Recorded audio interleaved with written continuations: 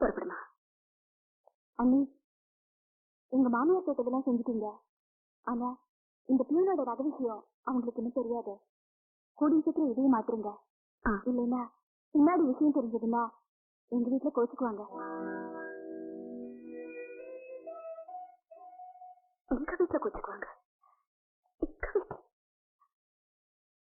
சரிம்மா, உங்க அண்ணனை என் புருஷனை சீக்கிரமா பண்ணி போட சொல்றேன். உங்க வீட்டுல காத்துட்டு இருப்பாங்க. சீக்கிரமா படுத்துருமா?